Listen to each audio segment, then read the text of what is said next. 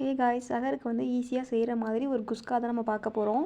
இது வந்து செம்ம டேஸ்ட்டாக இருக்கும். அசல் பிரியாணி மாதிரியே இருக்கும். கறி போட்டால் அது ஃபுல்லுமே பிரியாணி டேஸ்ட் அந்த மாதிரி தான் இருக்கும். இதுக்கு பார்த்திங்க அப்படின்னா பட்டை, ஏலக்காய், கிராம்பு ஒரு 4-5 போட்டுக்கணும். அடுத்து நம்ம சேர்க்க போகிற காய்கறின்னு பார்த்திங்கன்னா தக்காளி, வெங்காயம், பச்சை மிளகா, இஞ்சி, பூண்டு இது மட்டும் இருந்தாலே போதும். அடுத்து மசாலாக்கள் வந்து பார்த்திங்க அப்படின்னா மட்டன் மசாலா, இது மிளகாத்தூள், மஞ்சத்தூள், இது மட்டுமே போதும். கொஞ்சமாக பிரியாணி மசாலா இருந்தால் போட்டுக்கலாம், செம்ம டேஸ்ட்டாக இருக்கும். இப்போ பார்த்திங்கன்னா வெங்காயம், பச்சை மிளகா இது நல்லா போட்டு நம்ம நல்லா ஃப்ரை பண்ணிவிட்டு ஒரு கோல்டன் ப்ரௌன் வந்ததுக்கப்புறம் இஞ்சி, பூண்டு, அதுக்கப்புறம் தக்காளி இதெல்லாம் போட்டு நல்லா வதக்கிட்டு அதுக்கப்புறம் பார்த்திங்கன்னா புதினா, அப்புறம் கொஞ்சமாக கருவேப்பிலை வச்சுருக்கேன், ஒரு ஃப்ளேவருக்காக வச்சுருக்கேன். நல்லா தான் இருக்கும், டேஸ்ட்டாக இருக்கும், ட்ரை பண்ணி பாருங்கள். அதையும் போட்டு நல்லா வதக்கிக்கோங்க.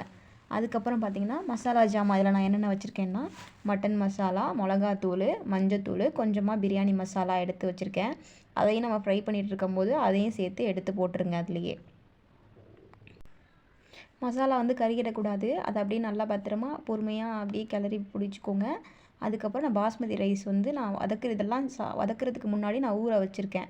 நான் எப்போ ஸ்டார்ட் பண்ணுறேனோ அப்போ ஊற வச்சுருவேன். அப்போ பாஸ்மதி ரைஸ்க்கு 1 கப் அளவுக்கு 1.5 கப்பு தண்ணி அந்த மாதிரி அளவு வச்சுக்கணும். 2 ஊற்றிடக்கூடாது, 1.5 கப்பு ஊற்றணும். நல்லா கொதிச்சதுக்கப்புறம் அரிசியை போட்டுறணும். அரிசி போட்டு நல்லா இந்த மாதிரி அடியில் ஏதாவது பிடிச்சிருந்துச்சு அப்படின்னா நல்லா அடியில் விட்டு கிண்டிக்கோங்க. அது நல்லா வந்ததுக்கப்புறம் பார்த்திங்கன்னா 2 விசில் தான் வைக்கணும், 3 விசில் வைக்கக்கூடாது. 2 விசில் தான். 2 விசில் விட்டு நல்லா ஃபுல்லாக ஆவி போகிற அளவுக்கு முழுசாக விட்டுறணும். அதுக்கப்புறம் திறந்து பார்த்திங்கன்னா நல்லா உதிரியாக நல்லா இந்த மாதிரி பிரியாணி மாதிரி ஒரு ஃப்ளேவரில் செம்ம டேஸ்ட்டாக இருக்கும். அடியிலேருந்து கொஞ்சம் கொஞ்சமாக எடுத்து கிண்டி கிளறி விடணும்.